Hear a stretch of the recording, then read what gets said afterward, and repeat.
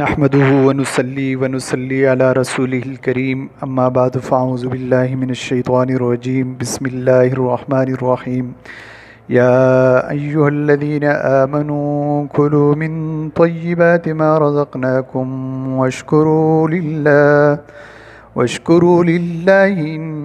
كنتم إياه تعبدون. وقال النبي صلى الله عليه وسلم الطائم الشاكر كالصائم الصابر. صدق الله العظيم وصدق رسوله النبي الكريم ونحن على ذلك لمن الشاهدين والشاكرين والحمد لله رب العالمين. سامعین گرامی، آج کے اس درس کے اندر ہم کھانے کے متعلق جو آداب ہیں، جو سنت ہیں، وہ بیان کریں گے، وہ سنیں گے، اور رب کریم سے دعا ہے اللہ تعالیٰ مجھے ہم سب کو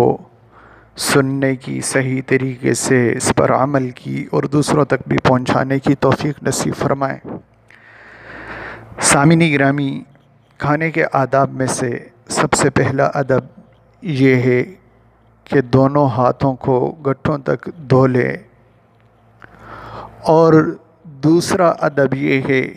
کہ حتی الامکان یہ کوشش کرنی چاہیے کہ دسترخوان بچھا کر بڑے بزرگوں سے آغاز کرا لینا چاہیے کھانے کا. یعنی پہلے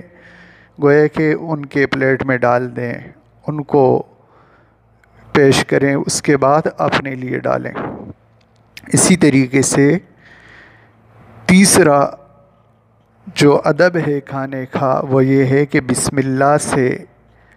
اپنے کھانے کا آغاز کریں، اور جو بھی کام آپ صلی اللہ علیہ وسلم نے فرمایا کہ بسم اللہ سے جس کا آغاز کیا جائے تو اس پہ اجر ہے،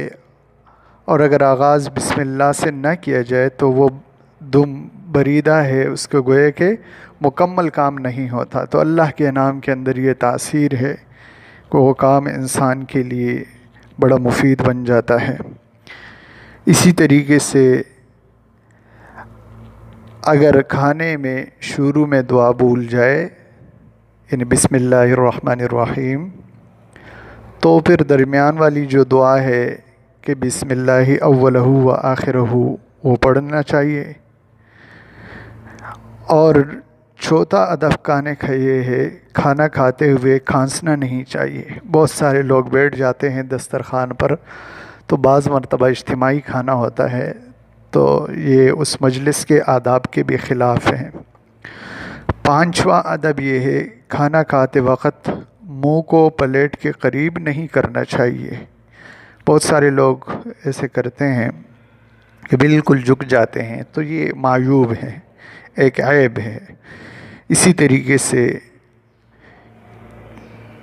چھٹا ادب یہ ہے کھانا کھاتے وقت دایاں ہاتھ استعمال کرے، چاہے براہ راست ہاتھ سے کھائے یا چمچ سے کھائے. اور ساتواں ادب یہ ہے جب نوالا منہ میں ڈالیں تو منہ کو بند کر کے چبائیں تاکہ چبانے کی آواز نہ آئے، اور یہ آواز معیوب سمجھی جاتی ہے. تو اس سے بھی اجتناب کرنا چاہیے. اسی طریقے سے آٹھواں ادب کھانا کھانے کا یہ ہے کھانا کھاتے وقت اتنا بڑا نوالا نہیں بنانا چاہیے جو منہ میں نہ آ سکے. بہت سارے لوگ اس معاملے میں بھی کوتاہی کرتے ہیں.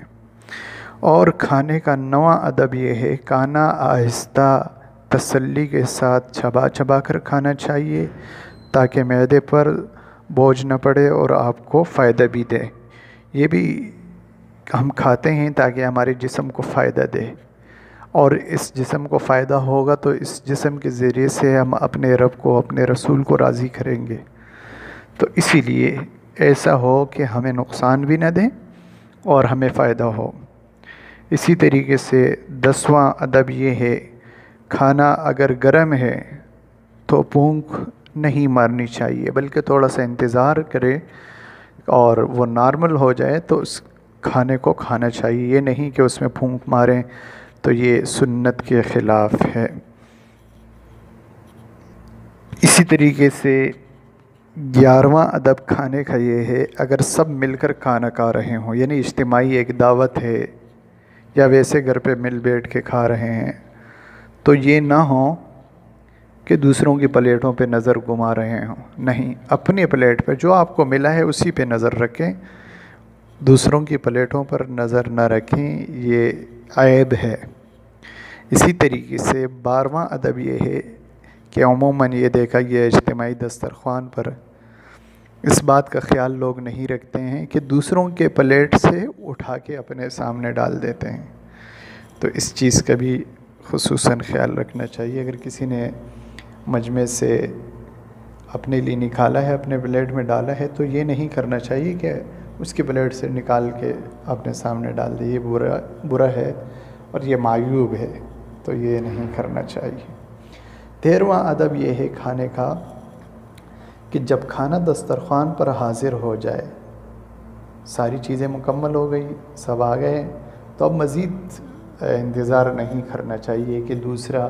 دوسرے لوگ بھی کھانا شروع کریں، نہیں، جو آ گیا اور تیار ہے تو شروع کر لینا چاہیے۔ 14واں ادب یہ ہے کہ کھانا کس طرح ہم بیٹھ کر کھائیں، تو جب دسترخوان بچھائیں گے تو اس صورت میں کھانے میں بیٹھنے کا سنت طریقہ کیا ہے، تو یہ 2 طرح کے بیٹھنا آپ صلی اللہ علیہ وسلم سے ثابت ہے۔ ایک یہ ہے کہ دایاں پاؤں کھڑا کر کے اور بایاں پاؤں بچھا کر اس پر بیٹھ کر کھانا کھایا جائے، اور دوسرا یہ ہے کہ دونوں پاؤں، یعنی جیسے گھٹنے ہم کھڑے کر دیتے ہیں اور پاؤں پر بیٹھ جاتے ہیں، تو یہ دونوں طریقے آپ صلی اللہ علیہ وسلم سے ثابت ہیں۔ اسی طریقے سے 15واں ادب یہ ہے کہ پلیٹ کے جو آپ کا حصہ آپ کے سامنے ہے اس سے کھانا چاہیے، نہیں، یہ نہیں کرنا چاہیے کہ پلیٹ کے بیچ سے انسان شروع کر دے، نہیں، جو ایک سائڈ سے آپ کھا سکتے ہیں وہاں سے آپ کھائیے۔ اور 16واں ادب یہ ہے کہ کھانے میں ہرگز اسراف اور زیادتی نہیں کرنی چاہیے،